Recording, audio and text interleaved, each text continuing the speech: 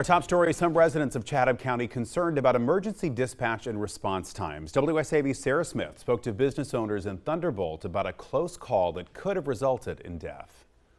I get approached by two women, and the one woman mentioned that she's staying at Airbnb down the road, and she came up to us and was like, I don't know what to do.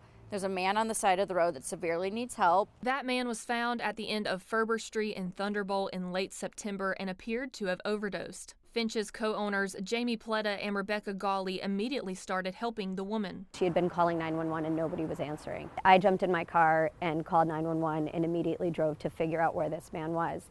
I stayed on scene with him for several minutes. It actually ended up being about 35 minutes before anybody arrived. That is when Gawley resorted to calling city officials for help. 2 officers and a fire truck finally did arrive. They administered 2 doses of Narcan, and from what I've been told, the man has recovered.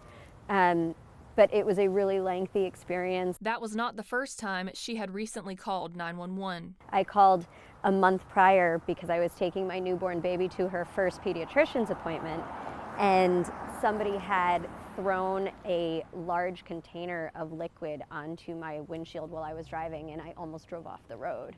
And I tried to call for help then, and nobody answered. Chatham County Emergency 911 and Chatham Emergency Services consolidated their computer-aided dispatch system in October. This to enhance communication between the E911 call center and the CES dispatch center, according to Sean Evans, public information officer with the county.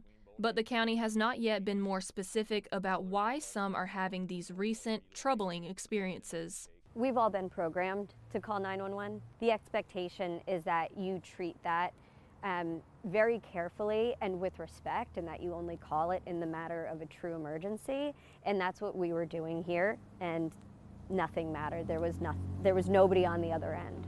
The owner of the Humans of Savannah Instagram account has been gathering stories for the past 2 weeks, wanting to bring the issue to light. There's issues everywhere, but I've never encountered stories the way that I've read or listened to here, and it still continues to go on.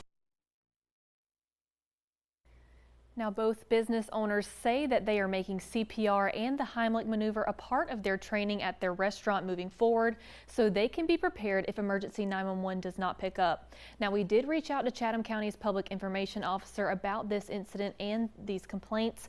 We have not yet received an official response. Sarah Smith, WSAV News 3, on your side.